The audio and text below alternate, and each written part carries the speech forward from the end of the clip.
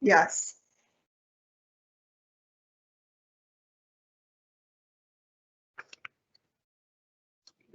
Okay, we're live. And I'll confirm in about 30 seconds. Okay.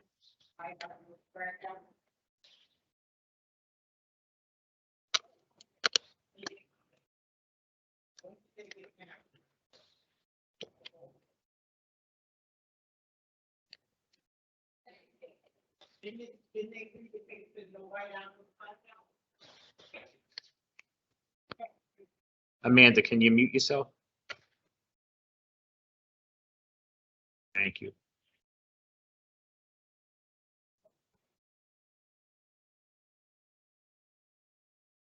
We just need to, yeah.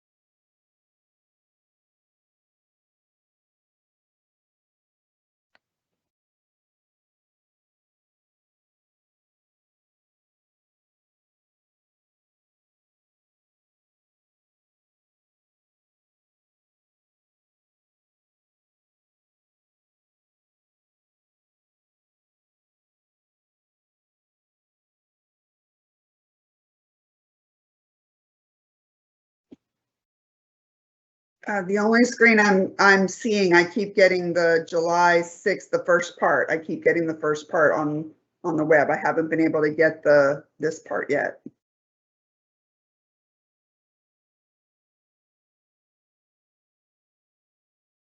I'm sorry, so I was muted. So what should we do, Bernadette? I'm not clear on the steps you took to create the meeting. If you copied something, I don't know if that. I didn't copy anything. I created Okay. a brand new meeting. So if you could just, while we're, we leave this one live, leave this one going, but if you could just try to create another new one while we're waiting and invite only me to it, just because I want to make sure that it's got a different number. Okay, I'll do that now.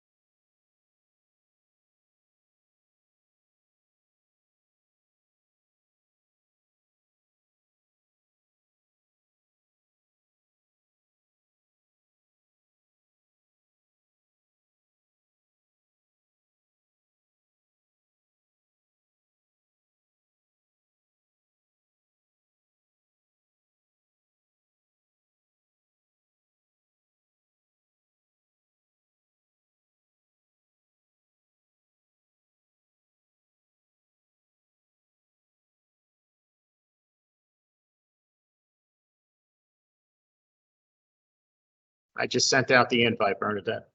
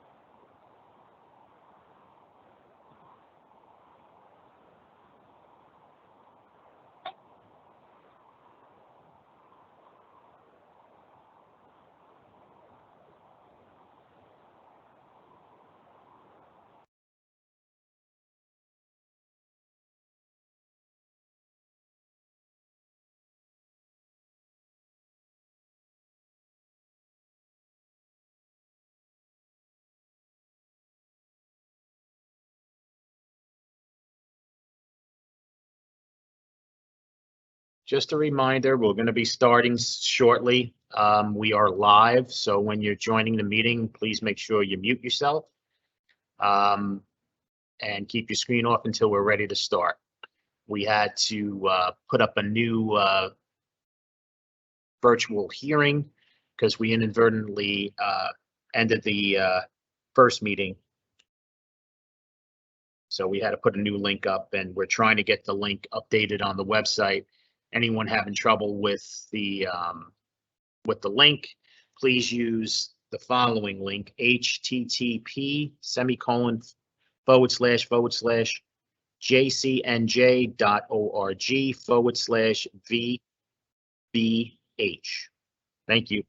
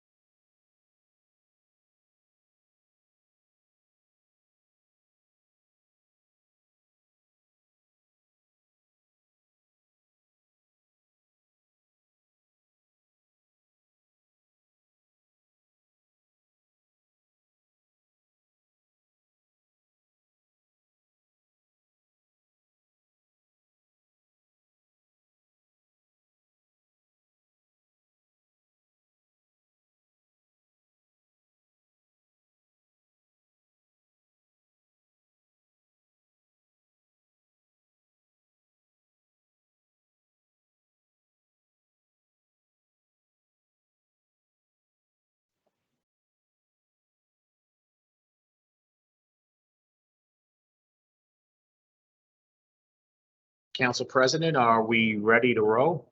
Yes, we are. Okay.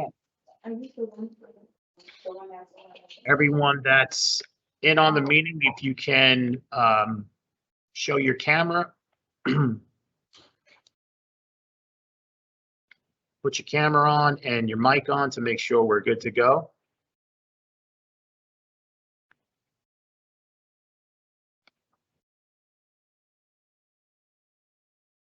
Okay, good morning, everyone. We are on the record. Today is Tuesday, July 6, 2021. This is a virtual budget hearing of the Jersey City Municipal Council for the public library. In effort to adhere to social distancing protocols and best practices imposed by the city and state authorities, the city of Jersey City has canceled all public meetings and closed non-essential services as of March 16, 2020 until further notice. As a result, this budget hearing will be held virtually as a video conference with public access. We had a scheduled 11 a.m. start. The clock on my computer is showing 11:01 a.m. May I have a roll call for the commencement of this virtual budget hearing? Councilperson Ridley. Here. Councilperson Prinzary. Here. Councilperson Baggiano is not here. Councilperson Soleil is not here. Councilperson Solomon is not here. Councilperson Robinson here? Not yet. Okay. Councilperson Lavaro? Not here yet. And Council President Orderman. Here. Okay, we have 3 council members in attendance at 11:01 a.m. In addition, at its time of its preparation, the notice of this meeting was similarly disseminated on Friday, July 2nd, 2021 at 1 p.m. to the Municipal Council, Mayor, Business Administrator, Corporation Council, and the local newspapers, and posted on the city's website, so I can certify as to total compliance with the Sunshine Law. Council President, I'm going to turn the meeting over to you. Okay, thank you. So who's presenting for the library? I'm not sure. They're here, right? It's the library. They are here. I believe we have Susan is in the meeting. I just don't see her camera. Okay. Susan, are you there? There you go. Hi, Susan. Hi. So I'm on the meet. I am here. I'm waiting for my colleagues. Mhm. And let's see, they should be in. I think somebody was in by phone. Is that correct? Charles, are you there? In order for Charles to be heard, Let's you have see. to unmute himself. There you go. Charles, are you there? Hi, this is Shane Smith from the library. I'm trying to Shane. raise Charles. Okay.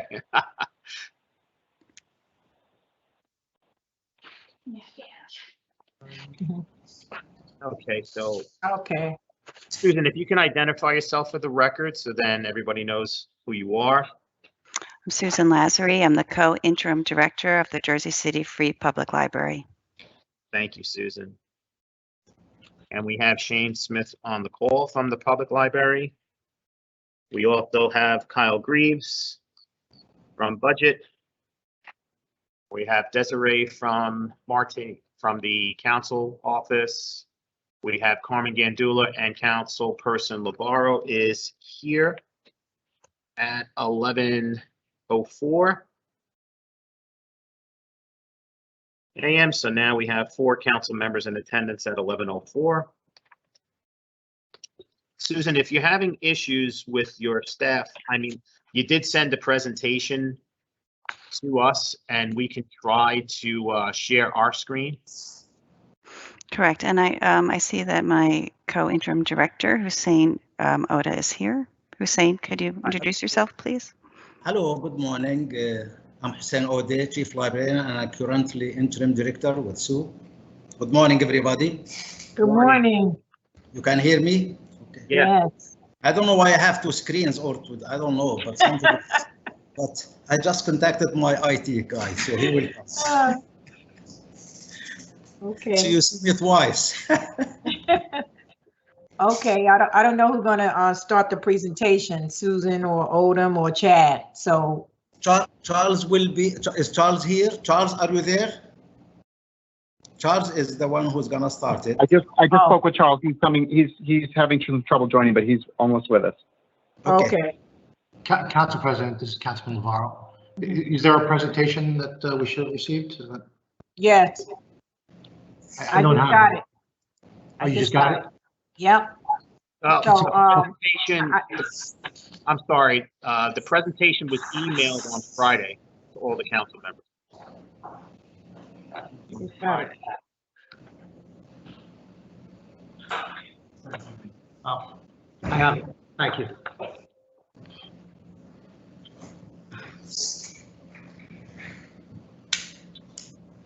Just waiting for Charles.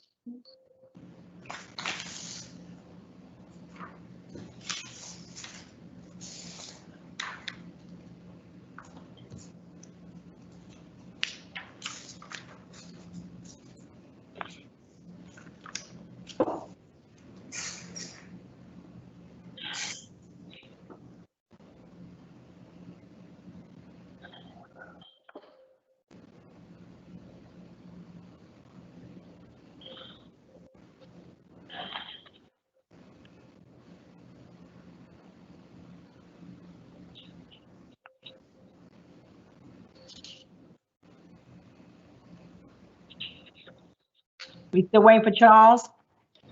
Yes, Okay, I'm gonna see if I can share my screen to see okay, if I can bring up the presentation. okay.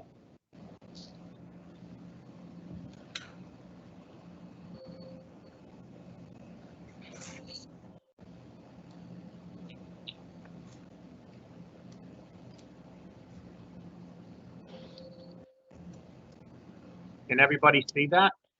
Yes, I can see it. Everybody can see it. Yes, I can. Is that Okay. better? Thank you, Sean. Okay, if you guys want to start and Yeah. just let me know when you want to change the page.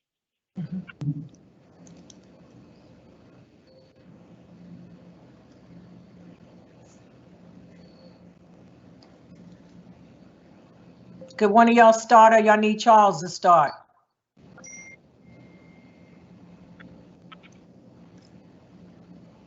If we can wait for Charles, that would be great. A couple of more minutes.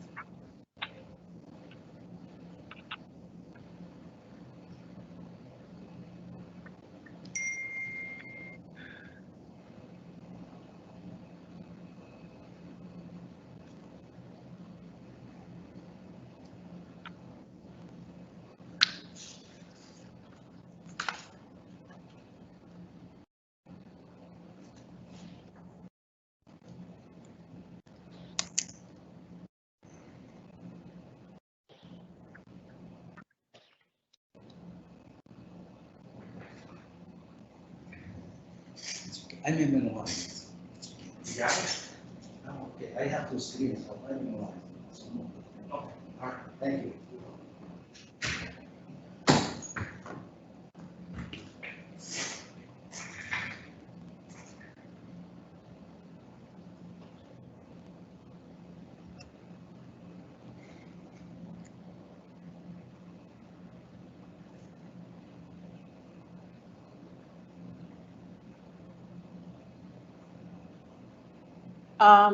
Is he on?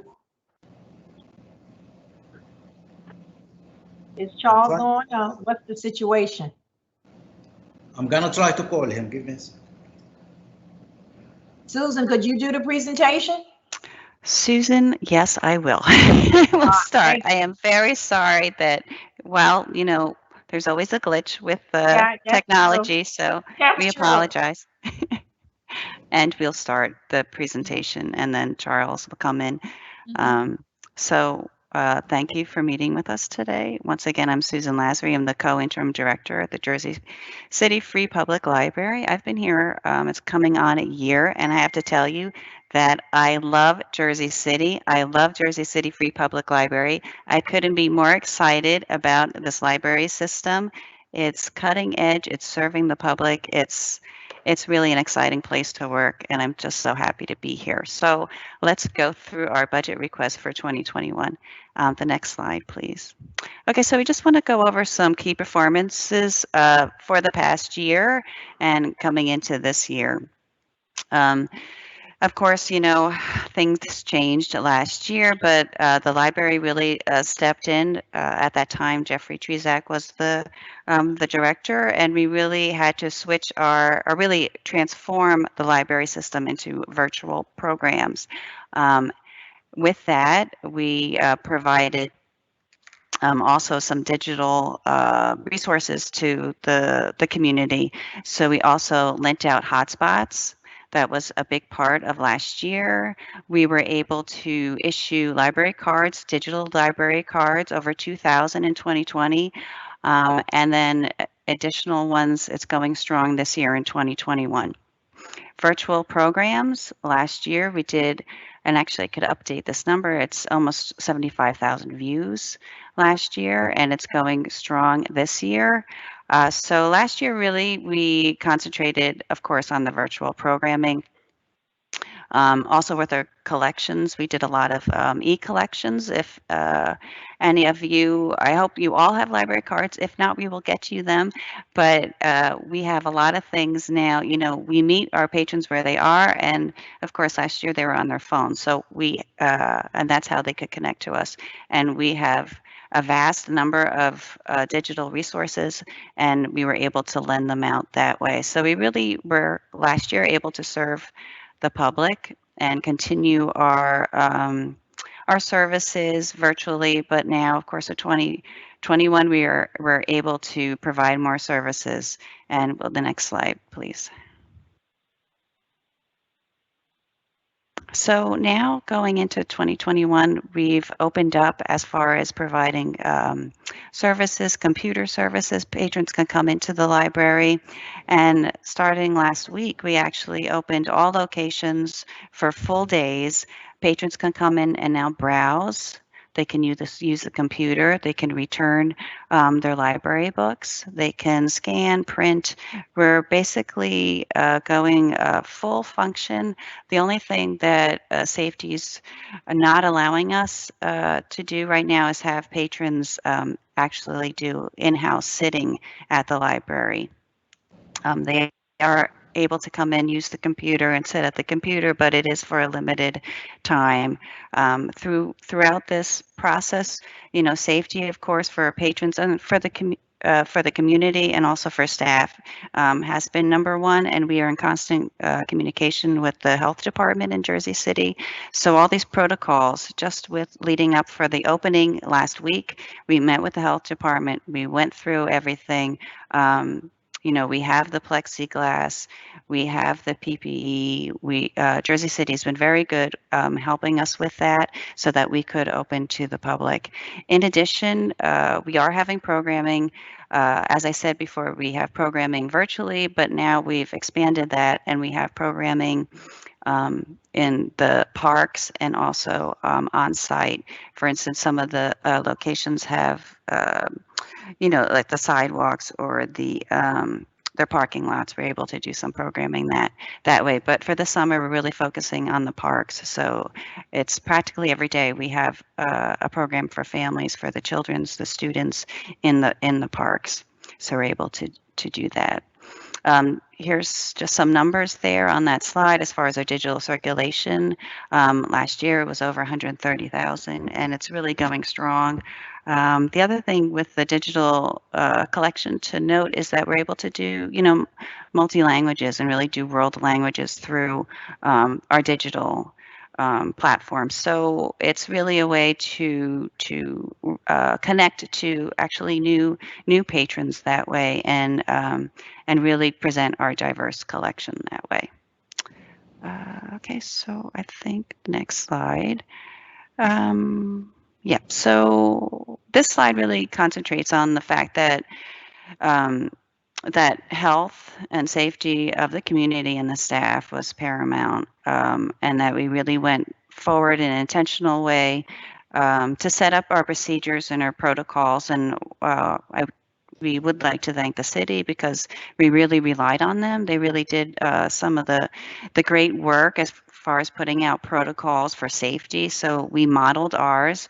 Most of our protocols really came from the city, and we just had to tweak it, you know, for our certain special locations and stuff. But really, with the support of the city for the safety, we were able to keep, you know, real safety measures in place. We also are going forward with some capital projects. We have a roofing project at the main building on the 4th floor, and that slide shows that. Okay, and the next slide. Okay, so now this goes into more of the finances, so I just want to just pause and see if Charles is online. I think Can you Charles hear me? Excellent. Are you? Yes, you hear me? You can hear Okay, me? yes. So Charles, Sorry yes. for my Thank you, computer Charles. problems. That's Honorable okay. council members, staff. Right. So now, Um, Charles, I'm going to give it to you as far as with the finances. Thank you. You're on page 5 That's correct. of the presentation. Yeah. And this is basically our recap of our revenue. We get from the state based on the 3 mills of a penny, 14,744,187, which I think is the council, which is I think in the city budget. The library also gets additional funds from the state of New Jersey from the library, state library, which usually has been about $105,000 a year. We also are entitled to COVID reimbursement. Last year we got $409,000. We have another request in for $647,000 and one for $425,000, which is reimbursements for all our COVID renovations, which is the plexiglass, the cleaning, painting, different things that were approved by the CARES group from the county. So I can go to the next page.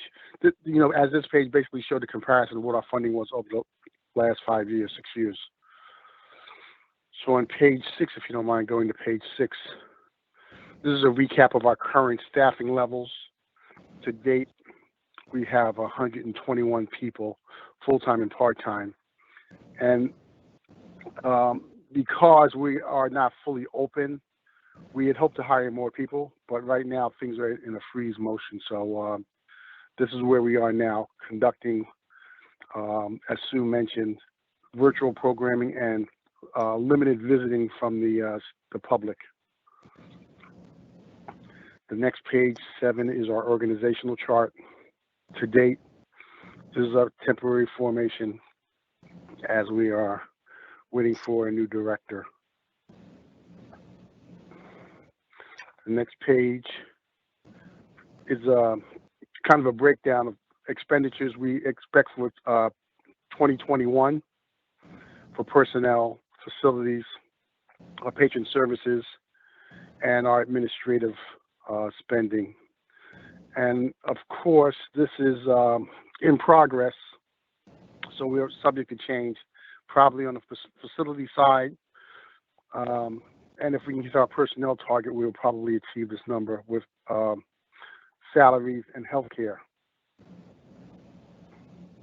Any questions on that recap? No, any questions, anyone? Okay, page 9 basically shows, page 9 and 10 basically show our facilities as they set up and attempt to allocate how much is being spent on each branch and what the staff breakdowns are, things like that. And if you go to page 11, this is unaudited amount of 2020 activity. And we spent exactly the 13.347 that we got from the city. And it broke down to salaries and benefits at the 8.5 million number. We spent $2 million on facilities, which includes the COVID spending and things like that. Then patron services. This is the build-up of our computer facilities, our online presentation for books, and those things that you can get online. Hotspots. We built up our computer IT capacities. And then programs, we allow people to come in and perform programs on our IT setup. And this was our administrative costs. And the last 2 pages basically give a breakdown. The next 2 pages give a breakdown of where those items were spent by facility. And of course, page 14 is we'd like to thank the city very, very much for supporting the library. If you have any questions, we'd be happy to entertain them. Okay, Charles. Council, anybody have any questions? Just, this is Councilman Navarro. Thank you for the How are presentation. you? Hi, how are you, Charles? Pleasure. Pleasure. Thank you. So this is my first time looking at it. I didn't realize it had come through on Friday night, so I didn't look at it over the weekend. So I may have additional questions beyond this, but can we get the budget itself, like an itemized budget, as some sort of spreadsheet or other documents? Yes. Where we can kind of see it all? So I can send that along this afternoon. I'm sorry, do you want it? I don't know if I can get to you right now. No, it's fine. You can send it later. I need some time to look at it then. Just send it to Desiree and she'll distribute it, Charles. Thank you, I will. Okay. And then maybe if Shane has the last board report, that would cover all that information. Okay. If Shane has that handy. Is Shane on the line? Shane, you on the line? I don't know if anybody heard me just then. I said I'll send that to Desiree. Okay. Thank you.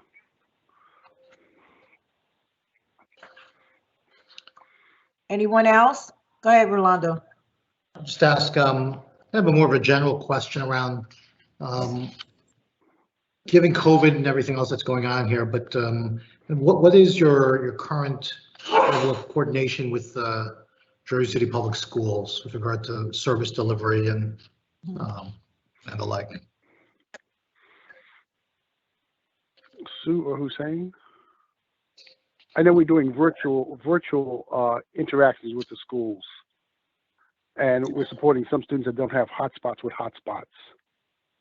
And we have 1 or 2 programs that actually coordinate with, I think it's School 20, but this is not my expertise. This, I think, is Sue or Hussein.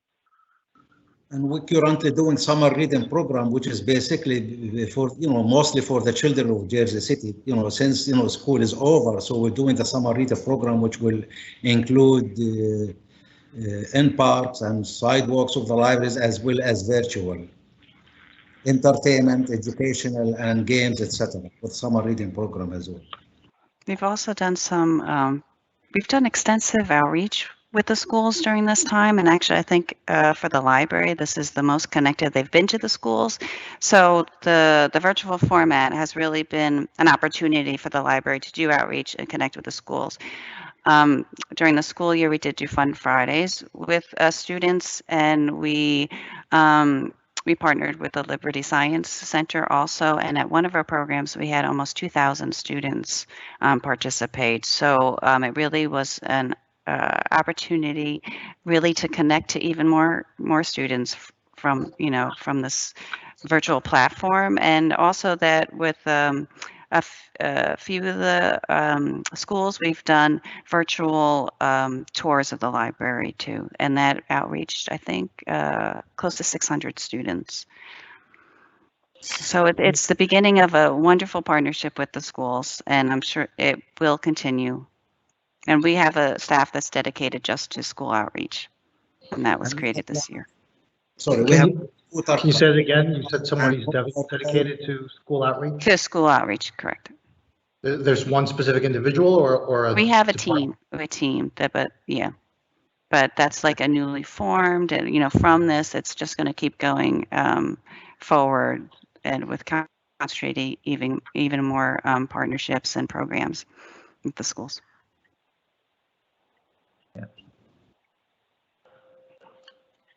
I'm just looking at, and just a comment more than anything else, is from 2016, using your bar chart, page 5, your revenues have increased from 8.5 million to 14.7 million. That's a 6.2 million increase, nearly 100% increase in your revenues. I don't think it's an accident that coincides with the revaluation at some level. That's exactly the pleasure. Yes, that's exactly why we have that increase, and we've been able to employ in 2020 a lot of that cost to doing internal renovations and cleaning and painting the library and getting it up to speed. New furniture, new materials for the patrons. And we'll continue in that area. And I know that there's a project for Johnson Avenue coming up. And we casually talked about trying to do something at Pacific Avenue to renovate it, to expand our reach in the Lafayette community and provide more seats as we move in toward a period of doing a renovation for the library coming up, with the city and the state partnering to help us with the community center part of the library. So I won't suggest I'm speaking for everyone. I'm just speaking for myself. But given your increasing revenue, and given that the school's funding challenges, I think it behooves us not to have greater coordination between the two entities within the library and the schools, to ensure that kind of your programming and funding is really addressing, in some way, directly addressing the needs of our Jersey City Public Schools students, and addressing the needs there. So I don't know what the level of coordination is there. You said you have a team, but to do some strategic partnerships there to see how you can address some of the challenges. And while I will be frank with you, I voted no on the Johnston Library branch, and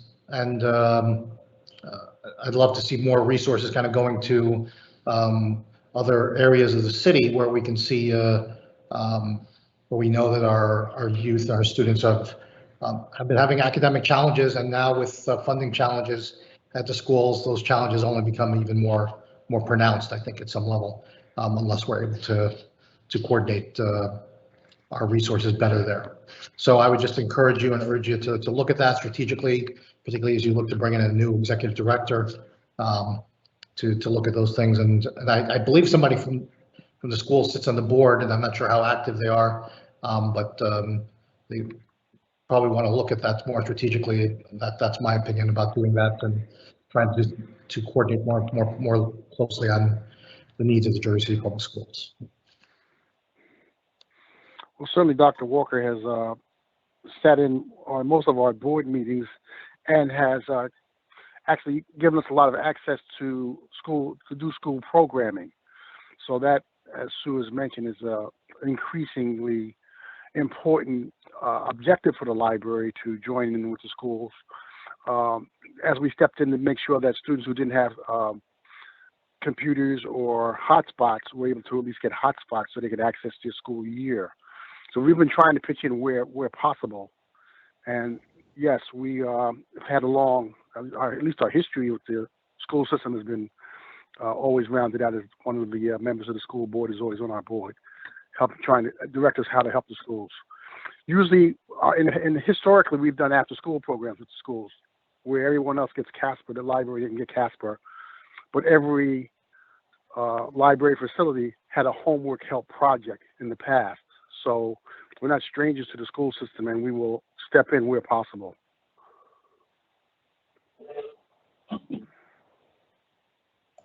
Okay, someone else? No one else? Okay. Sean, I know we can't cut off, right? Let us know what to do. Yeah, okay. There's, as long as there's no further questions, I know sometimes our computers were going in and out. So I'm just going to ask one more time, Council President, if you don't mind. Does any Sure. other council member have any questions for the public library? Okay, hearing none. May I have a motion to adjourn the public library's budget hearing at 11:29 a.m.? Motion. Go ahead. Motion made by Councilperson Ridley. May I have a second? Second. Second by Council President Waterman. Okay, on the motion to adjourn at 11:29 a.m., all council members present by acclamation. But before I say that, just wanted to mark Councilperson Robertson present at 11:25 a.m. So we had 5 council members present at 11:25 a.m. Again, all council members present by acclamation, please say aye. Aye. Aye. We are out of here at 11:29 a.m., but we are not ending the meeting. We're staying live because we are going to be having our next budget hearing, which will be the law department, which starts at approximately 12 p.m. Thank you very much, ladies and gentlemen, members of the council, council president, and everybody behind the scenes. Thank you so much. Teamwork makes the dream work. See you in a little bit. Thank you all. Good day. Thank you, Sean. You're welcome. Now, if we can just keep ourselves muted and the cameras off until we're ready to start, we'll be good to go. Thank you, everybody.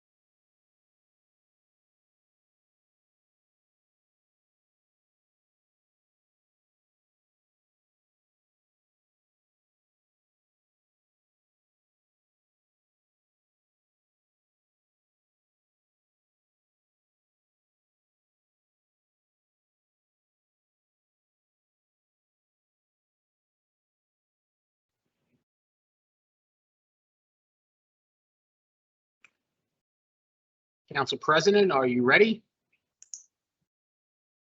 Yes, I am. I'm ready. Go right ahead. Okay. All right, everyone, we are back on the record. Good afternoon. We are back on the record. Today is Tuesday, the 6th day of July, 2021.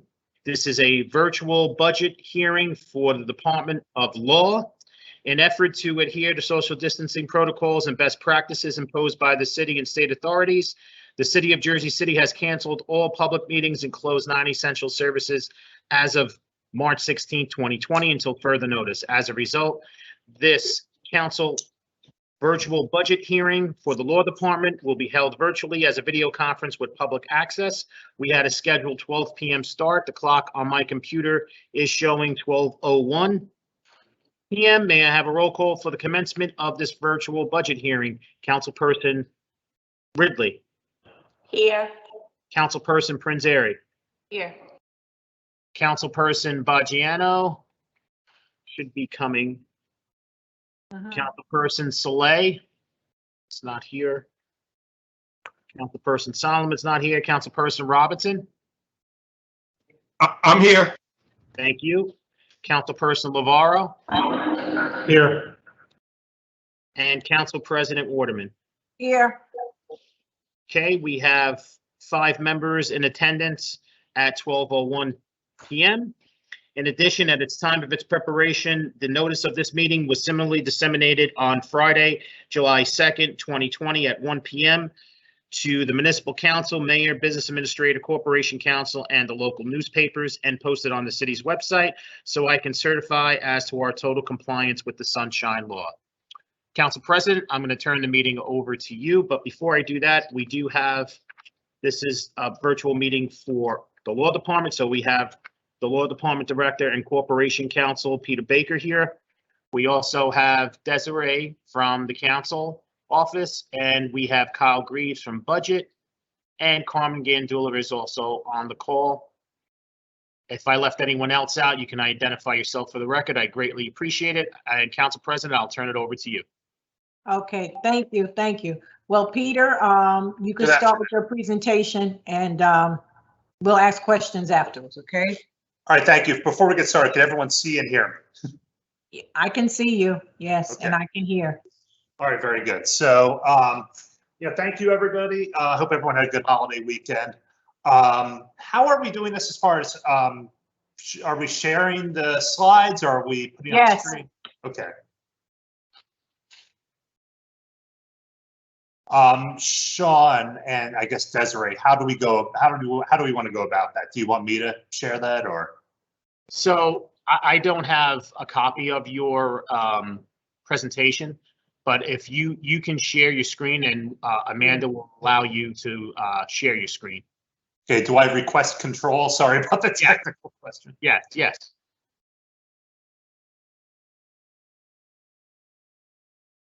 And if you wouldn't mind, Peter, just to send me a copy of your presentation for the record. I will do that right now. Thank you. If you have any trouble sharing, I can always do that for you.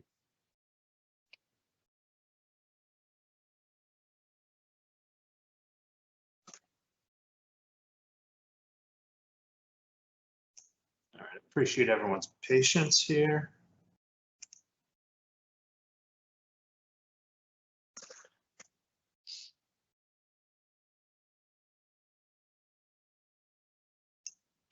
Yeah, actually, Sean, if you could share that, I would appreciate it. I just sent it to you. Okay, as soon as I receive it, I'll share it. Okay, thank you.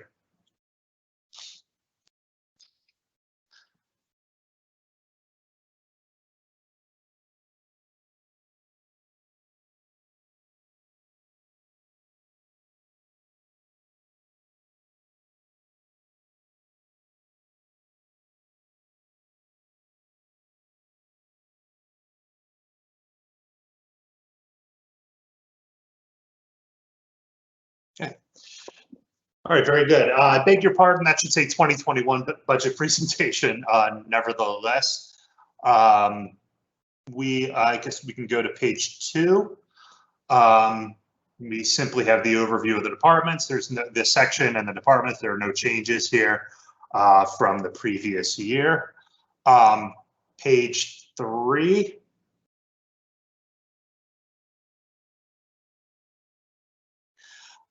This is the employee headcount. Now, the difference between 2020 and 2021, which is going to be reflected in the budget itself, is that the Office of the Municipal Prosecutor is no longer part of the Law Department. They have been moved to Public Safety.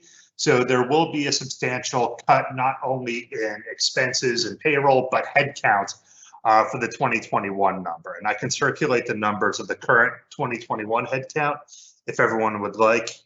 I'll leave myself a note here to do that.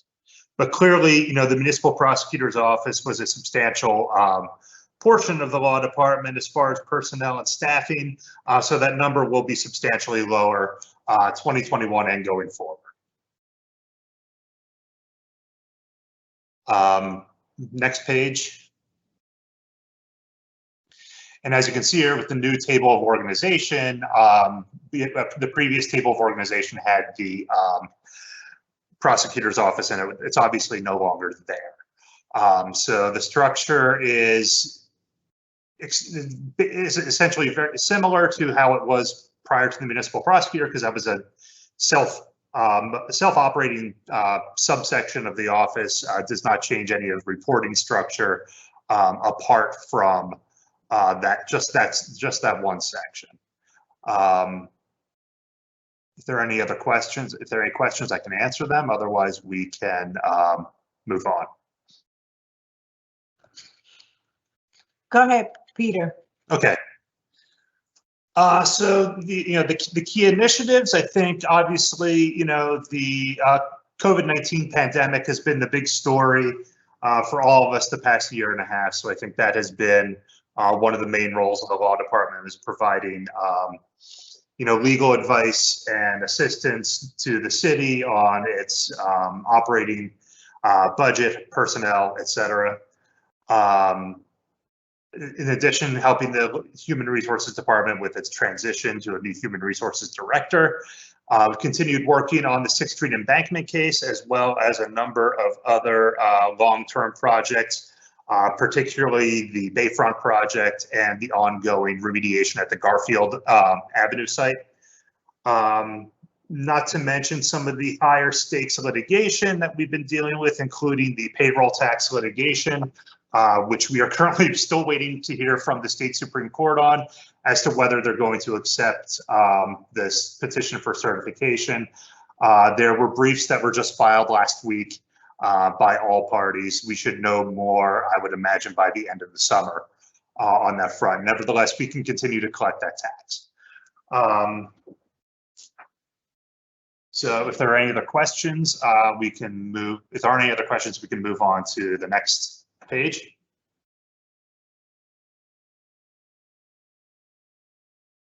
Next, go ahead. Okay.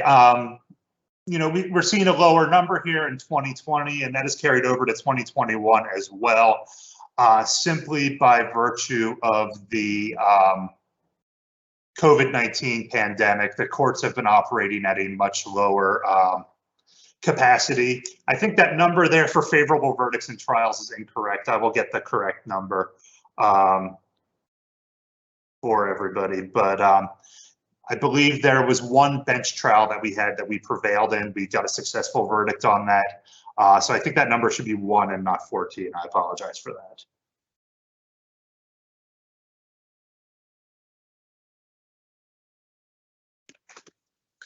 Nevertheless, the courts are transitioning back to a hybrid jury selection model that's going to continue into the fall. I believe it's going to go all in person starting in September. At that point, we're going to have a lot of the backlog trials in the state court, at least, that will be continuing. I think everyone's judgment is that we're probably going to have criminal trials and landlord-tenant trials prior to anything on the civil end, which, all of our work is on the civil end. So it's very, very hard to forecast how this backlog in the courts is going to shake itself out, particularly given the shortage of judges throughout the state. Nevertheless, we're just kind of standing by and waiting to see what happens and being prepared in any event. The federal court is still on hold until September as well. There's a shortage of judges there, despite the 2 new federal judges being named just last month by the Biden administration. But nevertheless, we are we're holding firm there and waiting to see what's going to happen, and again, being prepared. Are there any other questions? No, keep going, Peter. Okay. So the 2021 goals, we have obviously continue providing guidance to the city. That has not changed. We're not out of this pandemic yet. We need to be prepared for everything. Plus, we need to be prepared for some of the issues that are going to come down the road. I would say mostly personnel and labor issues that might come up, as well as budgetary issues that with regard to mostly procurement issues. We're reviewing the jury trial backlog right now. We're trying to come to some favorable resolutions and settlements. Obviously, we don't like to settle things that we don't think should settle. Nevertheless, we're reviewing everything and analyzing to protect the city and to try to get favorable outcomes there. The reduction of operating costs within the law department. We have some positions that have been vacated that we have not refilled. We're trying to see if we can get by without filling those positions. Again, it's fairly difficult to tell since we're not fully open for business vis-a-vis. We are still appointment only, as all city departments are at this point. But when City Hall rather fully opens to the public, we may need to increase some staffing, but we're trying to get a feel for how that's going to go and what our needs are actually going to be.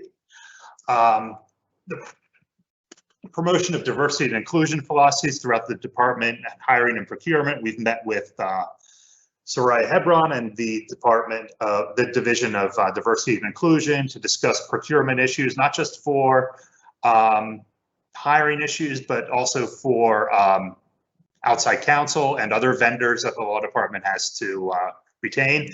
We're putting some plans together with her that I'm happy to talk to the council about at some later date. And then the scheduling of meetings with the directors, we're working to get that scheduled as well. I think it's good to just kind of know things if they're not getting the responsiveness they want, if there's anything we can help with, and that obviously applies to the council as well. I'd like to hear from everybody. As far as the 2020 goals, the reorganization of the law department facilities. If you haven't been up here lately, we did expand what was the law library into a open seating space. Unfortunately, as soon as we did that, we were told by the CDC that open seating plans are not ideal given the pandemic. However, as we've improved our condition, we are expanding our seating in that area. We're revising the law department salary structure. Like all the departments in the city, we were part of the pay equity study, and we have come into compliance with that. There was very little, if any, issue with how the structure has been put into place. We're looking to get that even more certain and definite for the benefit of the city as well as the employees. The tax appeal litigation, we have brought that in-house. We are reducing, I think as I've explained when these matters come up for the contract renewals, the outside attorneys are continuing to handle the cases that were previously assigned. However, that number has dropped substantially, and we are very efficiently handling all the new tax appeals in-house. And the Oprah laws and the compliance, we've been working with the administration on that as well, and everything's very much tightened up. So, are there any other questions? No, keep going, Peter. Okay, next page, please. Now, as you see here, probably the first thing that stands out are the youth court, which left the city years ago, which I think needs to come up our budget line completely, as well as the municipal prosecutors. Those numbers, those have been zeroed out completely because, as I said, that's been moved to public safety. So that will be part of their budget presentation, which I don't think you've had yet. At any rate, pardon me. Looking down at the remainder of the budget, I think we are, now that we're back on now that we're back on site, we have the need for the cleaning materials and the maintenance costs, which is basic equipment maintenance. One item that I just wanted to bring to the council's attention, line 306 for dues. We had switched our model for, as you know, all attorneys are required to do 24 hours of continuing legal education every 2 years, which is a state requirement. And in previous years, when I was corporation counsel, we did so through a subscription, not a membership model, rather. It's the Hudson County Bar Association. I met with the attorneys in my department who preferred to do a subscription-based model. So we went with the PLI, which is the Practicing Law Institute, which was able to give us a subscription, which allows all of our attorneys to do unlimited CLE through through a membership program. It's all included in the cost.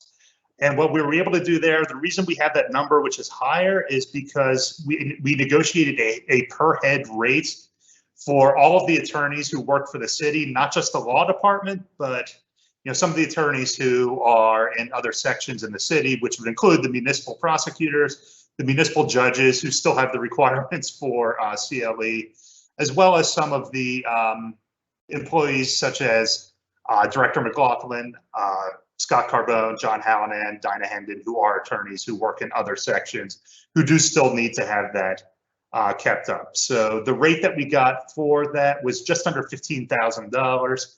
And that includes, I'd say half the people on the subscription are law department members. The other half are some of the attorneys from throughout the city. So I would ask that you keep that in mind when looking at the budget. And that is the reason for the increase there. We are taking in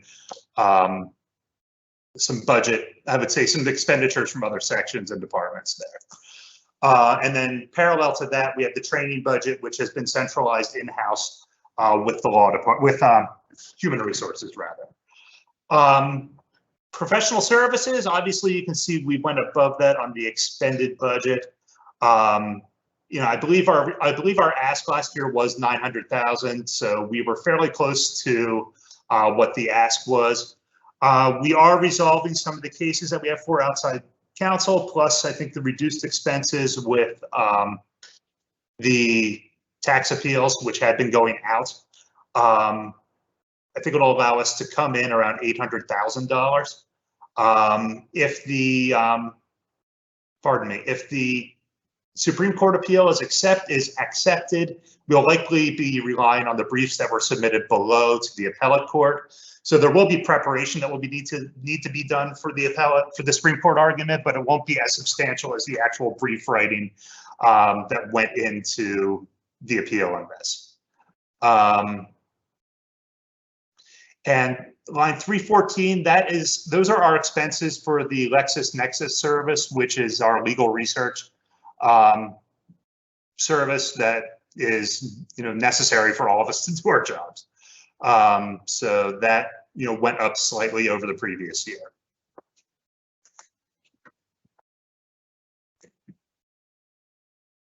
Are there any additional questions? No, just keep Okay. moving. Are we taking questions during this budget? Yeah, we're gonna take questions. He still was presenting. I was trying to Okay. wait. I'll just wait till he's done then. Yeah. Okay.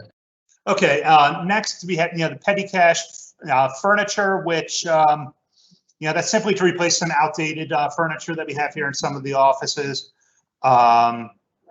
Between us, 10,000 might be slightly high, but nevertheless, we did put that ask in there. Office equipment, same thing. And then the rest of the budget lines, as you can see, have been moved to either recreation or to public safety. And the next page, please. Same thing here, move to public safety. Council President, I'll defer to you if you want to take questions on the budget items now, or if you want me to just finish. Okay, guys, you want to give them questions now on the budget items? Is that this way to be fresh in your minds? Yes. Okay, go ahead. So I just want to get clarification on something. You said there's 10,000 for furniture, among Yeah. other expenses, but Maybe John Metro can answer, because our budget book shows that the mayor's line, column 7, does not show that dollar amount. So I can answer that. So the introduced budget for the law department, that line item is $0. Similar to what we did last year, if you recall, we moved all the money for citywide furniture expenses into architecture. So when we get to architecture's budget, they'll provide the furniture budget for all departments and what the allocations are for each office, as well as, like Peter alluded to, for training expenses. We did the same thing in HR. So architecture will touch on the furniture stuff, but what you have, Councilman, is accurate pertaining to the law's actual allocation. Okay, so there's a discrepancy between his presentation and these numbers. Is that accurate, or? Yeah. Yeah, and that's my error. I apologize. That's no apologies necessary. I'm just trying to clarify for myself. Right. And just and so also for the then your budget book numbers that you gave us inside of the book, they also are reflective of the lot, kind of the traditional budget document that's issued by them. The detail you have and the totals will match the actual budget that you approved via resolution. So those totals all match. Okay. Mhm. Can I ask about individual personnel at this point, or? Yeah. Okay. So according to the budget book, there was an increase for Elizabeth Barna, but there's no explanation as to the increase. There was no justification written in there. Oh, I could answer that. That's not, there's no increase there. When we hired Elizabeth last year, we prorated the starting salary to kind of not pick up that first month of the year. So just to cut the budget as much as we could last year. This year, we're actually looking to rectify that across all budgets to kind of get away from prorating salaries for employees that are onboarded. Just, makes it a little cleaner the following year. And, it's easier to understand. So that's the explanation there.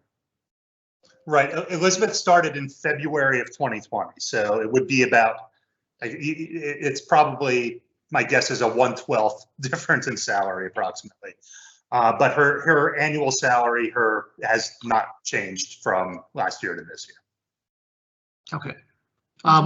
There were 5 employees where it was cited pay equity with the changes in their salaries. Is there, you cited the study, could we get a copy? I don't know if other folks have got it already, but I don't recall seeing it personally, but was there a study released on the pay equity? And any and were these changes recommended in that study? I can speak to Human Resources about the report that they got, whether it's a formal report or not. Nevertheless, the recommendations on salary on my end were in part to bring everybody in line so that we would not need the recommendation for the pay equity. Because I think I've been in the position now for about 3 years, and it's a process to bring everyone in line. Obviously, we're a municipality; we have a budget, and I think there are gradual issues with normalizing salaries and bringing people who are in a similar position, pay them similarly. So that's something that I think per se you don't need a report recommendation on, but if I as the director know that they're performing similar duties, they have a similar amount of experience, we want to make sure that they're compensated close to the same or close to the same. So that was the purpose there. And that's why I think you could say pay equity was cited there. Okay, so this is, you believe that this is, these are equalizing pay, otherwise there's no other explanation for this is a pay equity, trying to bring their salaries in line with others, making similar Right. responsibilities. Correct. Okay. So to the BA then, is the pay equity determination simply a determination being made from department to department, or how is this being handled? Or is there a study that's kind of driving some of this decision making? Councilman, I don't know if the BA is on, but just to my knowledge, when the pay equity study was done, they did it citywide, and they looked at the titles of the employees and dates of hires and stuff of that nature. But I'm pretty sure there is a report that HR sent out last year, which I'll ask if they could redistribute, and we could cross-reference the names that way. I'm not sure if they did that though. No, I didn't receive anything. I didn't receive it either. So if we could get the pay equity study and any of the findings or recommendations from that study. And then if you have a list, I know that's itemized in the budget book, in the justification, but if you have a master list of everybody in pay equity. Right. And really what I'm looking for is, you have one individual whose pay equity changes an increase of 33,000, right? So that's like substantial. I'm assuming there's something else behind that besides maybe a change in title, but and then you've got others who are ranging from $4,933 to $7,000. So that one person was kind of an outlier as far as pay equity goes. So just trying to look for some justification and criteria. And council persons, I can explain. If it's a person I believe you're speaking to, she received a promotion to a supervisory position in March of last year, which came with a salary increase that brought her in line with the other people holding that supervisory position in other sections. Okay, I would just ask that you update the documentation to reflect that, because Sure.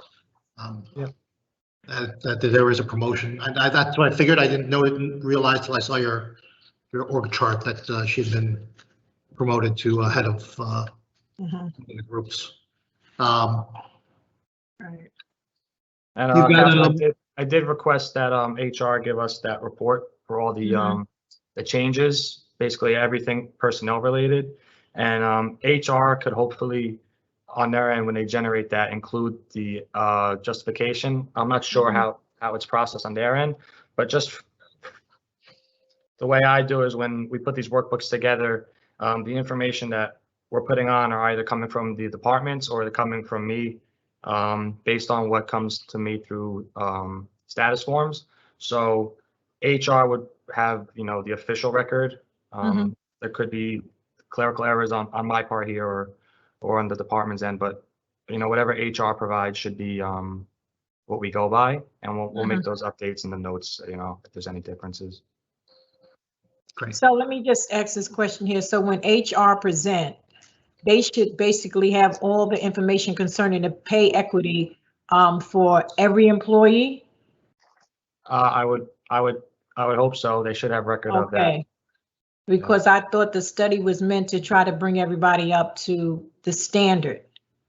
Yeah, I believe it provided a salary range, and the recommendations were to have all employees within like a standard deviation of whatever that minimum or maximum was. So that's how they can't come about some of these adjustments. Yeah. All right. Thank you. Thank you, Kyle. And by my information, you have 2 new hires. Correct. Can you speak to them? That's Megan Clemente and Kawana Ferguson. And then you have 1 transfer. It appears to me a transfer, Shante Farthing. Can you just speak to their roles and what are they replacements? Are they addressing a new? Yes. Well, Ms. Clemente is an attorney. She's a first-year attorney. She is backfilling a vacant position in the governance section. She also has a substantial environmental law background in her training, so she is assisting with I would say both the Bayfront and the PPG remediation efforts, as well as any other environmental issue that comes up, and we get a substantial amount of those. Because environmental is a very arcane field of law, and it's something that if you don't know, it's quite difficult to navigate your way around. So she's been extremely valuable. Kawan Ferguson is a paralegal in our governance section. She's backfilling a position that was vacated last year. she's done an excellent job. Ms. Farthing is a paralegal as well in our labor and employment section. She was a transfer from dispatch, I believe. She has a paralegal certification. She's doing an excellent job in that position as well. She started here last March, I believe. February or March. It was not long before the pandemic. Noted. And then you've got a promotion. Andrew Deshara was promoted from investigator. And could you just indicate what his promotion, what he's promoted to? He was. I'm blanking on the new title. I apologize for that. It's a management assistant. Management assistant. Essentially, he's coming out of a 246 title and going into a management title. He, as investigator for the law department, he does a lot of duties that are, it's a very wide range of duties, which includes subpoena compliance. It includes, investigate if there's, let's say there's a claim based on a purportedly dangerous condition, he will go investigate that. He helps us locate witnesses and other individuals we need to speak to in the defense of the city in litigation. He provides litigation support. He's, I think, and he received a salary increase along with that. He had not had an increase from the time he was hired here almost 5 years ago, and had been doing excellent work the entire time. So I think he's more than justified in that. And the title change also allows him to, as needed, there are certain parts of his duties that require off-hour work, and it smooths that process out a little bit. And this is also something that Andrew had wanted, and we were able to do for him. Okay, so you're not in need of a replacement for an investigator. Correct. Correct. And I'm just going to reiterate, and this is more for Kyle and John Metro. There were several resignations in 2020, as well as VSIs, voluntary separation. If we could get the list of all of those folks. Also, I didn't ask this in last meeting, but do we conduct exit interviews with employees? I don't personally. I believe HR does.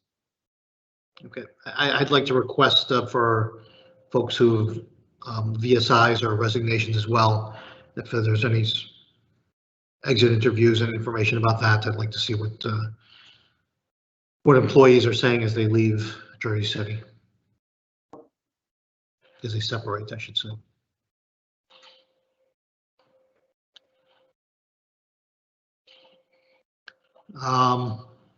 Looking at line 111 and 112, and I know that that's been transferred out now. That's the municipal prosecutor line. Should I save that for the quality of life? It's in particular 111. There was significant spending over budget, over what was budgeted in 2020. Yeah, I think that might be. I think those questions might be better directed toward Prosecutor Hudnut. I believe, however, with obviously the pandemic and everything, I think there was more. I don't want to speak out of turn, so I'll let you direct those questions in. I don't know if Kyle might have some answers there, but sorry to punt on that. No, I can probably touch on it. So, obviously, the bottom line is what we're most concerned about. So the law department overall, including the prosecutor personnel last year, they came in under budget, but I think there was most likely clerical issues with payroll where they were charging law department employees to the wrong account numbers. We're constantly trying to fix those errors. So that is most likely what you see there, because there was no additional people onboarded last year, I believe, in the prosecutor's office. So I think that's right. And the part-time employees, I know they're part-time, but I don't believe they're hourly. I think their salary is what it is. I don't think they go beyond that. So that's most likely the explanation there. I'm not looking at it, but I'm assuming the 101 line was under expended probably by an equal amount. Yeah, I mean, 101, okay, I see. So you're saying the 101 and 111s were offsetting each other? Is that like they're just put together? That's, yeah, I'm assuming that's most likely what it was, and it's just clerical, getting the proper account numbers on record. see. Yeah. Okay. And then just speaking of the 102 and kind of 112 lines, and I guess it's also 107. 107 was minor, but so in 2020, all of our part-time and seasonals were all removed, terminated, or cease to continue paying them or employ them, for lack of a better word. And so just wondering, was that policy in effect the entire 2020? And then what's the policy kind of now moving forward, as well as for the city council? I know Councilman Boggiano is not on the call, but he's always calling for it. And then I would echo it, frankly, that having our part-time and seasonal lines restored here for the city council. Yeah. As far as the law department, they're charged to their seasonal line. Well, I know that directive came out probably in February or March, kind of when we had a better understanding of, what we were getting into with the pandemic, and we're going to start to cut back costs. So, but as far as the expended amount 107, I believe it was probably a carryover from any youth court people hired in 2019. I know they do. I don't know if they do 6 months increments, but they may have been around for a pay period or two at the beginning of the year before we did away with that. And yeah, I'd like to look into that as well, because I know, the quote unquote core law department did not have any seasonal employees last year or the year before. So. And the part-timers are attorneys, so I don't know if they were exempt from that directive last year. Yeah, and they are salaried as well. I mean, they obviously report. I'm frankly a little curious about that glitch as well. So. Okay, so if you can just give me clarity outside of the law department, if you just get clarity about what part-time and seasonal citywide, and for the non-salaried employees, like did we hold fast and true to that throughout the 2020 budget cycle, and what's the status now in 2021 for those part-time and seasonal employees? And then more particularly, what's the status for city council? And maybe, I don't know if council president or the council administrator, but we could talk about that offline a little bit, but I personally would love to see it restored at this point, particularly if we're spending it in other areas. I think it's only fair for the city council to get its fair share.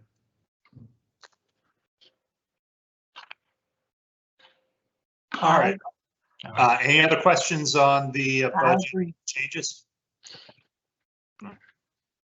Sean, if we could skip, I guess, to page 11, slide 11 rather. Okay, I just have to reshare my screen. I'm sorry, guys. Oh, sorry. 1 second.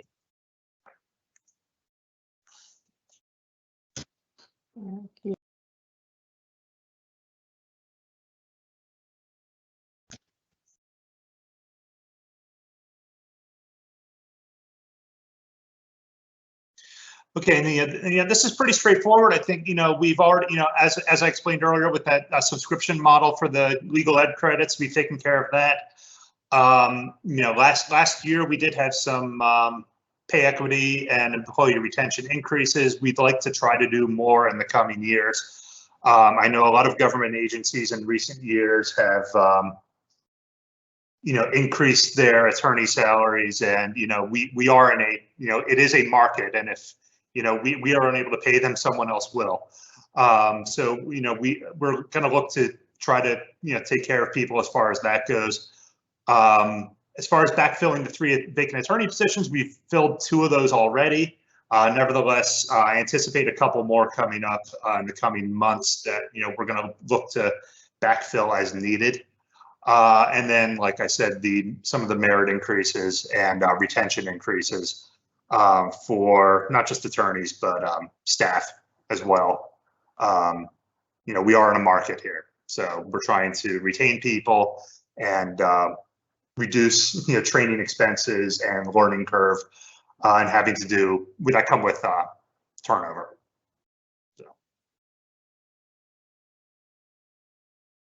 All right. Does anybody have any other questions or need more information? There are a few things I wanted to follow up on for everybody, and I will do that in the coming week. If anybody has any other questions, feel free to reach out to me offline or ask me now. Councilman Robinson, Peter. Yeah. You said we had no seasonal employees, but it was $600. I think Kyle was explaining something differently. What? Yeah, I want to look into that, and I'll get an answer to everybody on that as well. Councilman, I said I believe it is in 2019 when the youth court was still around. Those employees were brought on as seasonals then, and there may have been 1 or 2 pay periods remaining for the program at the beginning of the year. But there was no seasonals hired in the law department in 2020. Okay. Yeah, I'll get to the bottom of that. Yeah, they're usually brought on at, I think, 6 months at a time. So they may have been brought on with 5 months in 2019 and they had 1 month in 2020 to go. So that'd be my guess. And I just got like a question. I don't know if it's really budget. The bargaining unit, MOMT Local 246. Because I was looking down at Isabel and it's like MT, but she's a secretary. I don't know if is that a typo or is she a manager? Yeah, she's management. She functions as the department office manager. Okay. It goes by whatever civil service distinguishes them as. And obviously, MT is regular management, and MO is management by ordinance. Got it. Okay. Okay. Anyone else? Okay, Sean. All right, thanks everyone. Hope you had a good 4th, and looking forward to working with you going forward. Okay, Peter, have a good one. You too. Take care. Okay, council members, with that being said, may I have a motion to adjourn at 12:43 p.m.? Motion. Motion made by Councilperson Ridley. May I have a second? Second. Second by Councilperson Prinzary. On a motion to adjourn the virtual budget hearing of the law department at 12:43 p.m. All council members present by acclamation, please say aye. Aye. We are out of here at 12:43, but we are not ending the meeting. We are taking a 1-hour lunch break, and we will be back approximately at 2 p.m.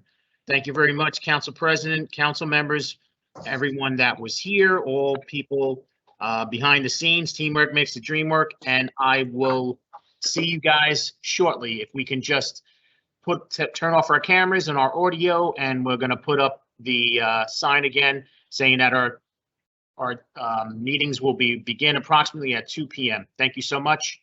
See you soon.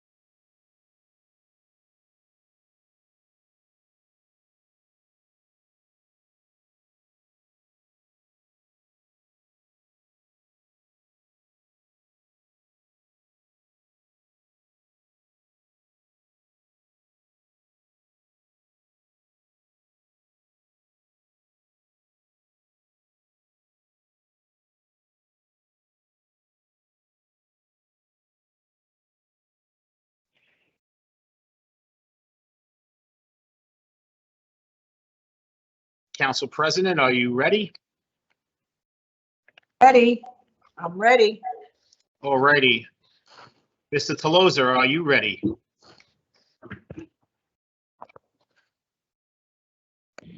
Yes, I am, Sean. Okay, very good. Alrighty.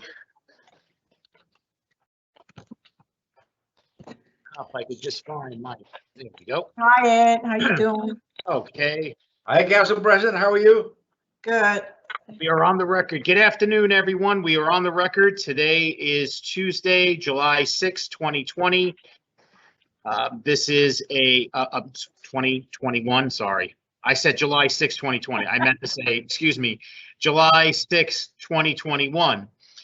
This is a virtual budget hearing of the tax assessor's office. We had a scheduled 2 p.m. start. This is an effort to adhere to social distancing protocols and best practices imposed by the city and state authorities. The city of Jersey City has canceled all public meetings and closed non-essential services as of March 16, 2020 until further notice.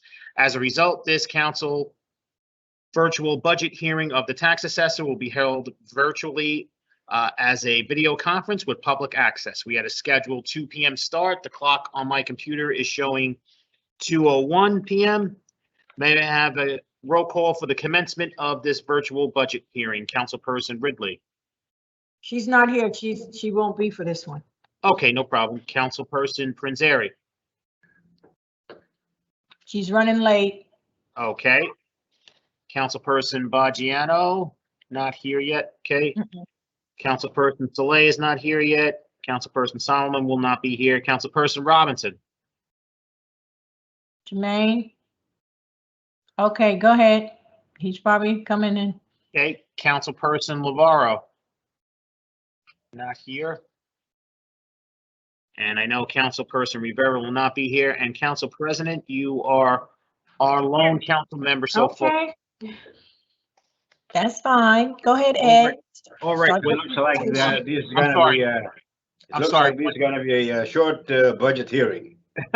One Good, second. Good. Just one.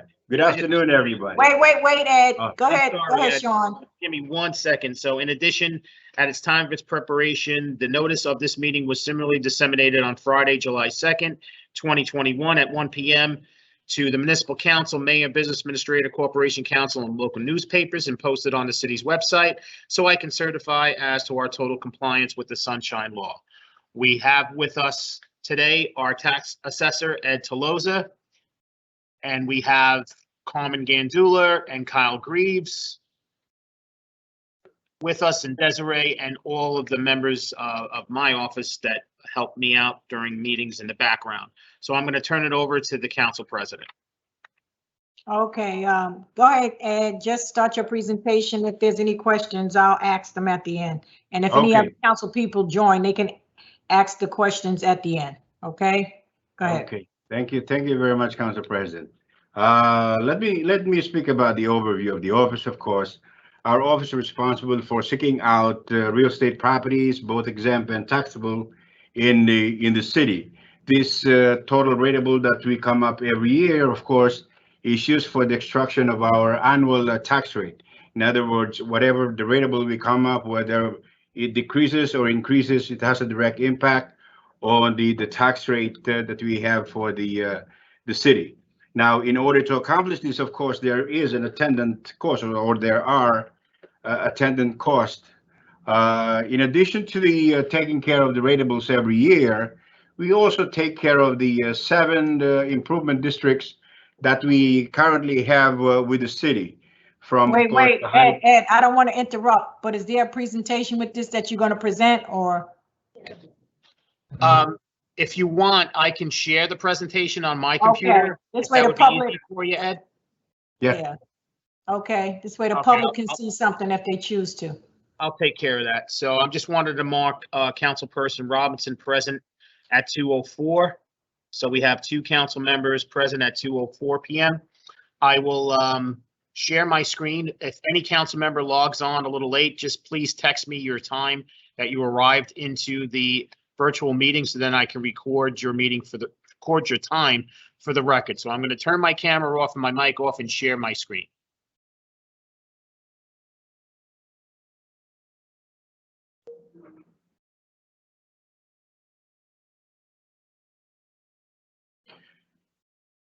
we're looking on page 2, Sean.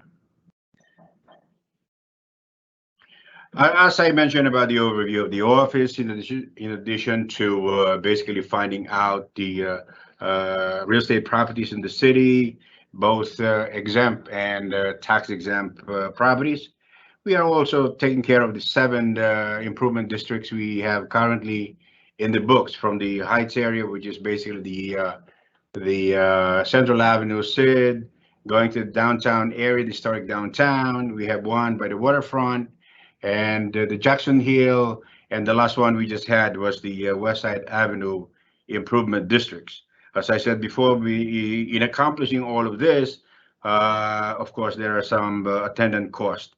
If we take a look at our budget on page 3, the office budget, if you take a look at from 2018 through this year, somehow we have some kind of decreasing number in terms of the budget that we have. Now, this could be attributable to the changes in personnel. We currently have 13 employees, 14 including myself. Just want to let you know that in spite of our numbers, we're kind of handicapped for the reasons that we have 4 people on board right now that are under what you call the FMLA. That means every so often you see them now, you don't see them tomorrow, you don't see them, even for a week. Right now we have 2 that are basically on a long-term kind of sick leave. I mean 3. 3 of them are now on a long-term sick leave. Either they are sick or on the maternity leave. What's that? Yeah. Well, basically, in other words, this total handicap we have, it really hurt the function of the office. That's why we're coordinating with our business administrator on our budget, and also with human resources, see if you could get some replacements or additional personnel, especially in the inspection area, to help us basically to cover whatever is needed to accomplish our goals. Now, the initiatives we have currently is taking a look, of course, in addition to addressing all the certificates we have, we are looking at the exempt entities, all the nonprofit organizations. Every time we send out this, what you call further statement, we also kind of compelled to see if they're performing what they have indicated as their mission, and also the activities that they promised to qualify for the exemptions. Now, also there are some veteran exemptions that are in the books, where the veteran no longer occupies the property, and that is one area that we have also to address. Now, with all the personnel that we have with that, there is some kind of, we have another employee basically that's helping us to address the non-profit organizations and the veteran exemptions. If you look at the chart that we have one inspector basically, that resigned. That's why you have that blank box over there. And in addition, although you may see 13, they are not basically 100% full capacity in terms of performing the task, as I mentioned, because of they are either on ADA or FMLA kind of, exercising right now. So with the initiatives that we have, as I mentioned before, basically the administration outsourced that by giving us help from the outside. If you take a look at the deeds we are on page 6 now, Sean. If you look at the page 6, in addition to the people that are out now, we need some administrative individuals or employees that would be basically processing the administrative functions, like you have processing of the deeds, you're looking at like every year we get approximately 5,000 deeds to process, because it's not automatic. Once individuals record their deeds, it doesn't automatically get to us or get into our files. So we need hands basically to process all these deeds coming from the county registrar's office. So we need the people. Looking at page 7, the goals of this office.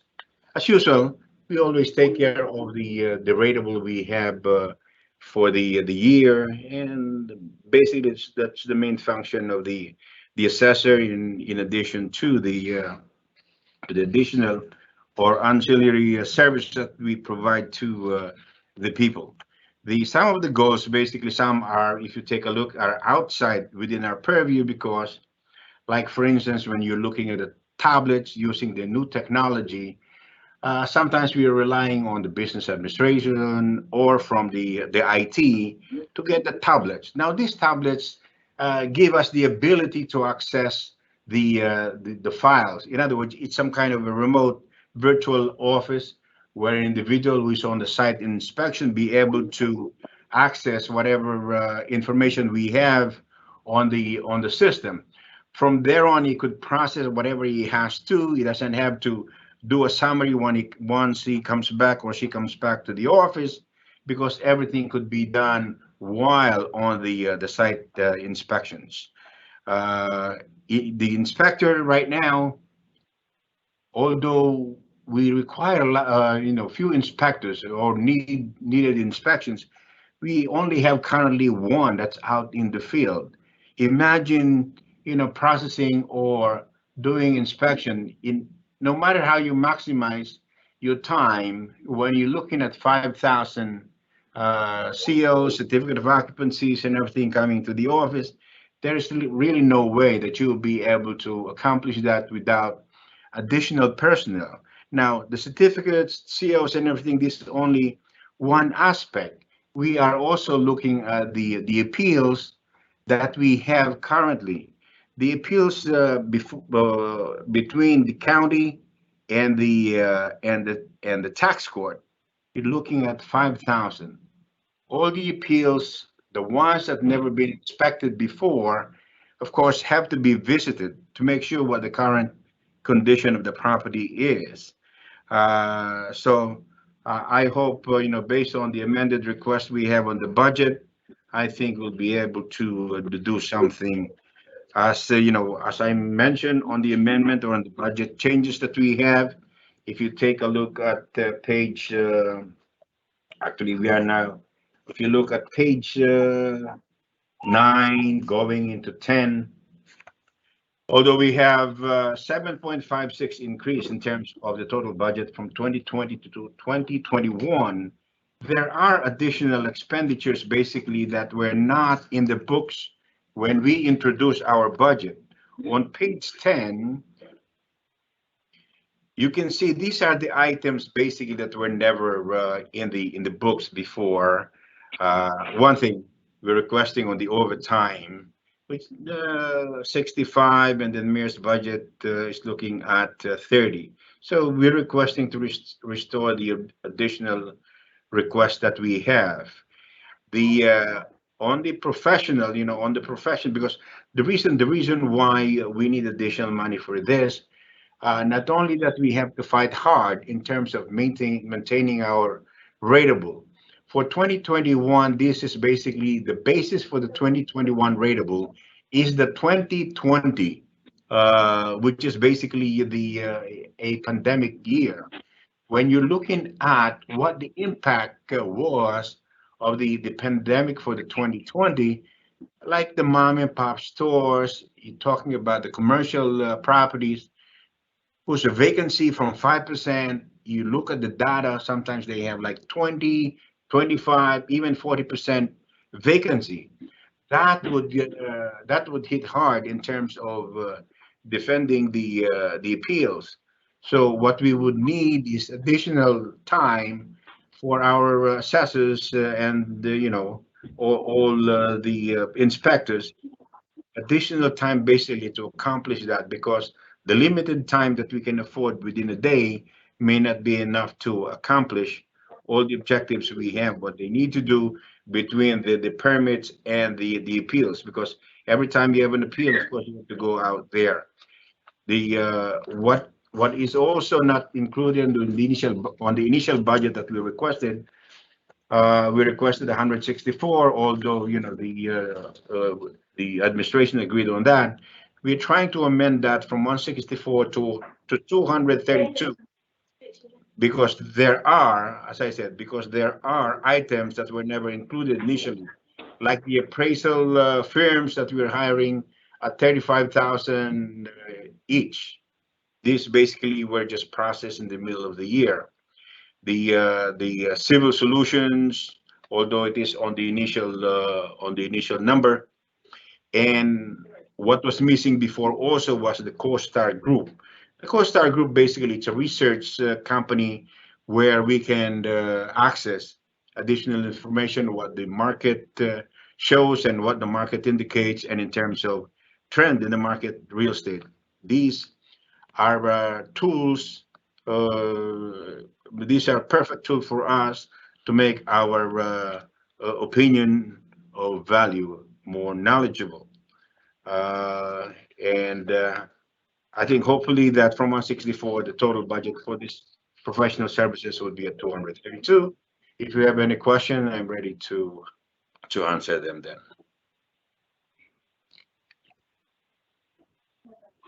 Okay. Anyone have questions? No, Hi, Rich. I can't get on the computer. I have this thing here, but it won't let me on for some reason. Okay. I'm on the phone. Okay.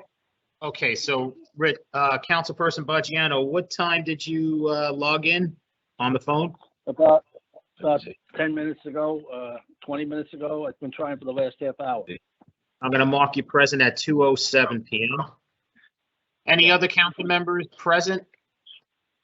I know Councilperson Robinson signed in at 2:04. Do we have any other council members present? Oh, okay, I see Councilperson Prinzeri. What time did you log in? 2:14. Thank you, 2:14 p.m. And I thought I seen Councilperson Lavarro. Are you here? Okay, maybe not. All right. So at 2:14, we have 4 council members present. Mhm. I'm sorry about that. Council President, I'll turn it back over to you. No problem. Now, Ed, explain your staff again. How many people you have out, like on a sick leave or whatever? We have not exactly sick leave, but on we have 3 right now on a sick leave, and also under FMLA we got 3, 4, right? Yeah, yeah. We have 1 ADA, and then we got 3 FMLA. So right there and there, we're looking at 4 employees that we are handicapped. Okay. And so based on your conversation, because you're having a conversation with the BA to see how you can replace them, because there's no telling how they're coming back. It seemed like they just leave you in a limbo. Right. I mean, it's been quite a while that they come in and out. Sometimes, you know, they are more out than in. Okay. That's the dilemma we have. Although we had a conversation with HR and with the BA, hopefully they have posted the some of the job descriptions we have, and hopefully we'll be in the process of interviewing a few people henceforth. Okay. All right.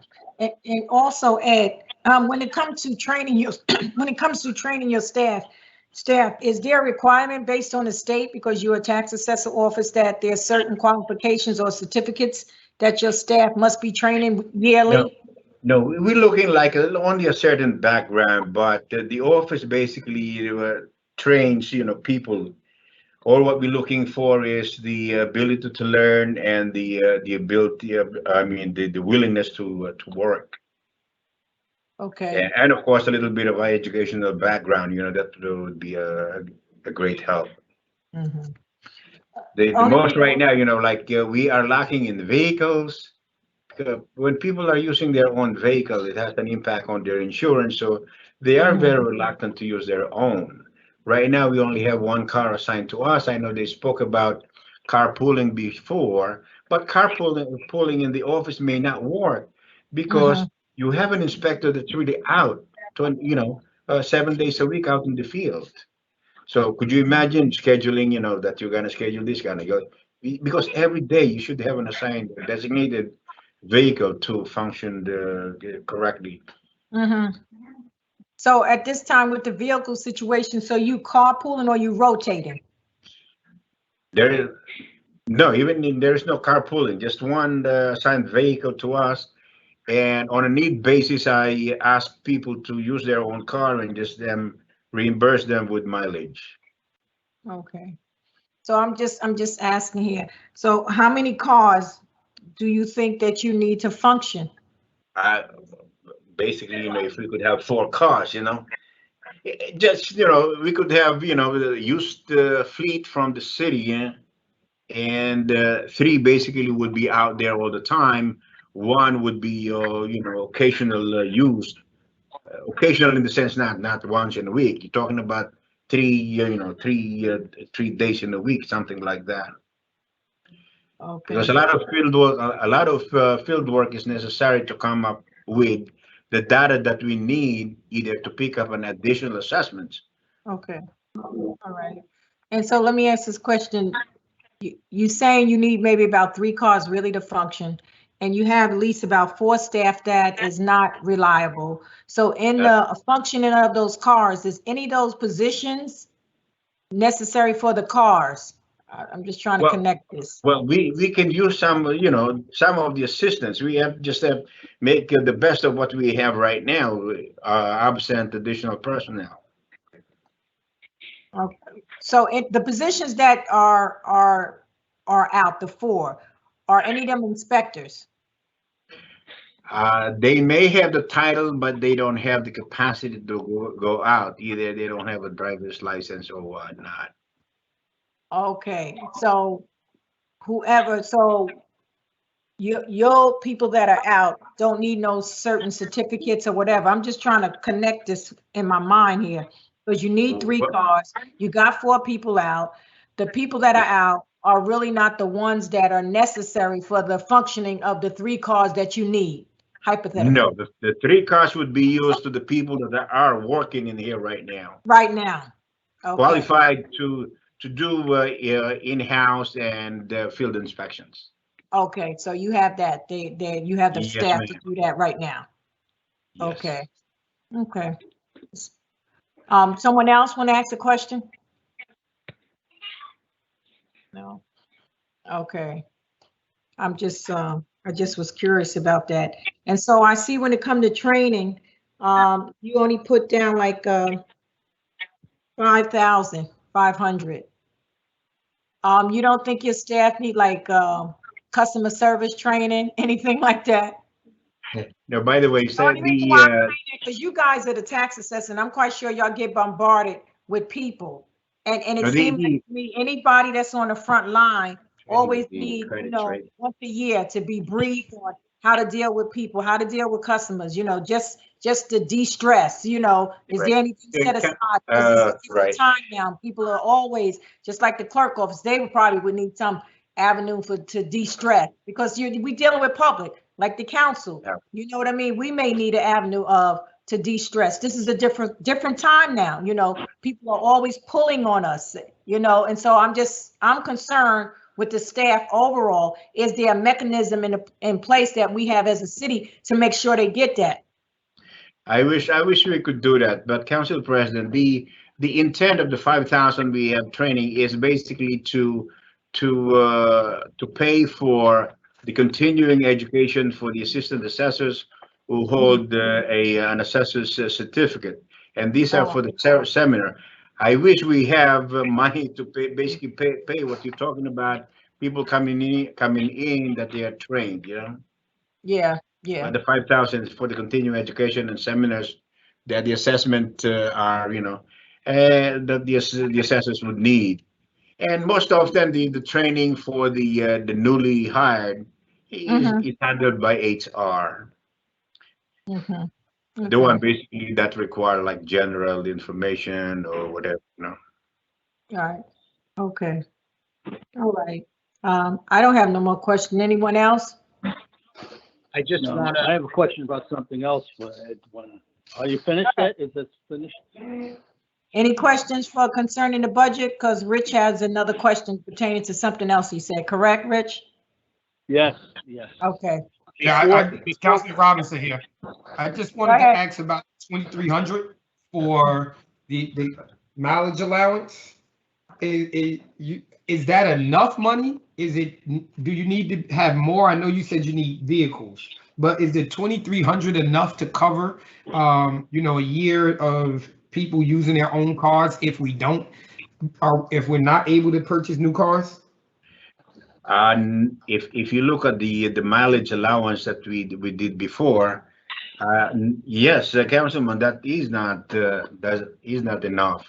We are counting on that we'll be able to get the fleet from Public Works or from our automotive division, because I know based on the regulations we have, you pay the staff on a stop basis. If you look at that, it's not even enough, because when they do the stops, talking about multiple stops with the city. So that would be exhausted, the limited amount that is allowed to the ones that are authorized to use personal cars is basically not enough for the 23. You're right, 2,300 is not enough. We're counting that Public Works be able to provide us additional cars. What would be the right number? 23 is not enough, but what would be the right amount? Well, basically you can double that. The problem with that is you're only limited to give out allowances for certain stops. So there isn't enough there isn't enough time in the day to complete all the stops required. I see. I mean, I'm just asking because I'm not sure when we'll be able to provide you guys with vehicles, but I think it would be an easier fix to be able to provide with, some extra funds to make sure you get around. Now, are you guys able to use the shared car service? Well, as I explained before about the carpooling, it may not be effective, for the office use, because an inspector or anybody that goes out in the field normally would stay the duration of the day out there. And that happens every day. And how can you schedule basically if a car is always needed every day? Can I piggyback on that? So do we still have the shared car service? It's my understanding that it no longer is available. Mr. Metro, can you speak to that? Sure, Councilman. So we did an analysis on the car share service for the electric vehicles, and we determined that there was not enough usage based on the sharing service that was being provided, where certain entities like Mr. Tolosa's office were using them continuously, and other divisions and departments weren't using them literally at all. So what we did is we tried to delegate those vehicles to the divisions that were using the most. So Mr. Tolosa got one. 2 vehicles went over to Director Hudnut because they're doing the reoccurring inspections. And as we unroll some of the newer electric vehicles, we're going to continue to look at offices like Mr. Tolosa's and determine the need and assign them to them specifically. It wasn't working in a stance where we would have vehicles that were sitting stagnant for days or weeks, because offices like the assessor's office were exceeding their time limit that was determined by a quote unquote share. So we want to give them full access to one vehicle, and the mileage reimbursement is supplemental to that. And as we continue to onboard new electric vehicles, we'll give them additional vehicles or replace older vehicles with supplemental vehicles for the assessor.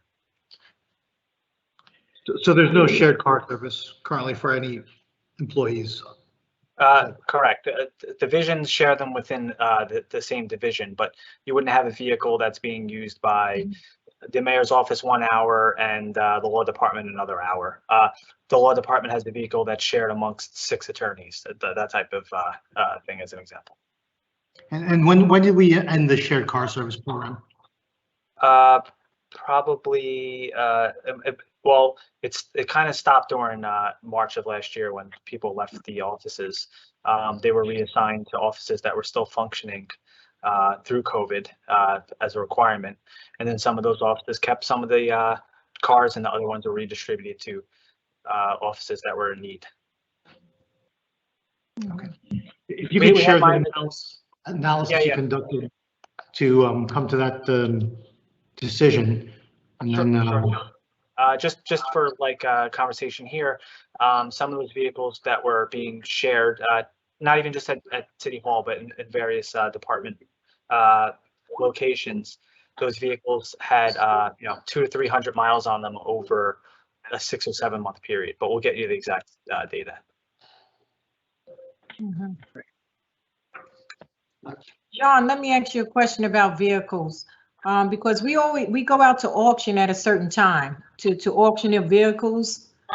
I know we would vote on that to get rid of some vehicles to auction off.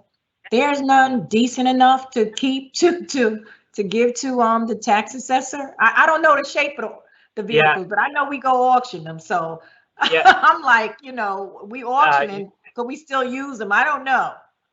Council President, most of those are what you just consider scrap. Okay. And that some of those individuals don't feel the $500 or $600 that would be required to repossess the vehicle is worth their time or dollars. So that's kind of where we're at with those.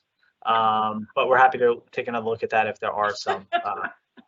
What we are looking at right now is, I believe a year ago, public safety had received 18 new vehicles. So we're looking at some of the vehicles that were, some of those were at the end of their lives that they were being replaced as well, because the vehicles are used 24 hours a day. But we're taking a look at those to see if there's some that are salvageable that we could reassign. Okay. All right.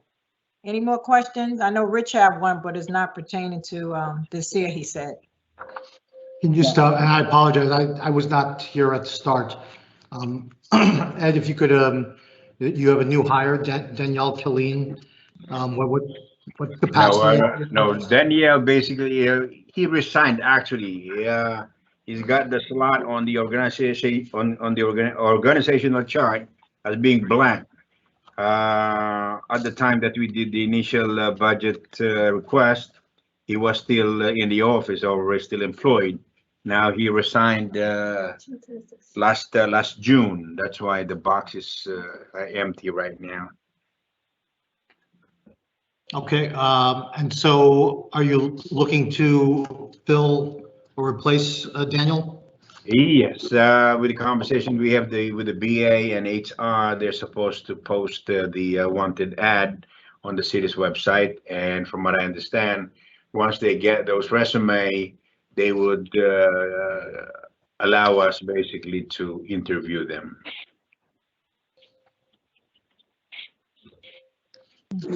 Okay, I have no further questions. Oh, okay. All right, then. We are pretty much finished with our questions for the budget. Rich, you said you wanted to ask some, so then we can, Sean can pretty much close the meeting. All right. Yeah, Ed, I just want to ask you, what about the Ukrainian Center and the Kennedy dances? Is this issue going to be solved? The Ukrainian, case we have, somehow once they fulfill the paperwork that I was requesting, the likelihood they're gonna get the exemption back. The Kennedy dancers, I'm kind of doubtful with that because there's a case before before a decided case basically, which mirrors what the Kennedy dancer is doing. So we're waiting for the brief kind of decision from the court, because this Kenneth Dunce's appeal is before the court right now. All right.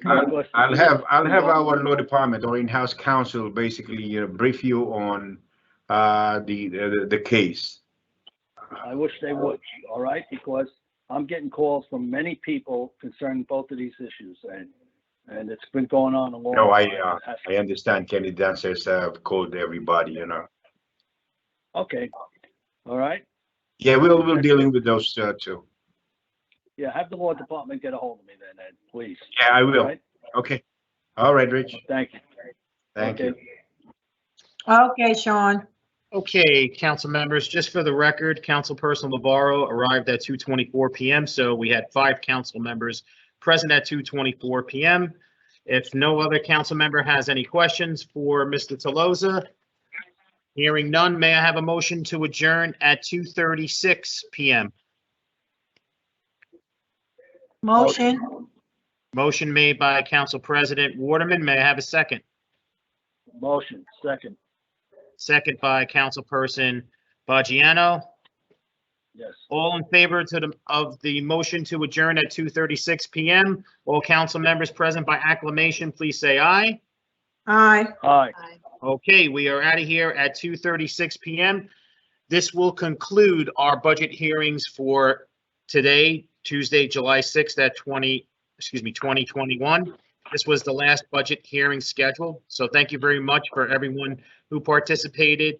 Thank you to members of the public, city council president, and members of the council, and all of the directors that were involved and everybody behind the scenes making this possible. Again, teamwork makes the dream work. Have a great rest of the afternoon and night, and stay safe, everyone. Take care. Okay, Sean, thanks. Take Hey, care. Sean? Good afternoon, everyone. Okay.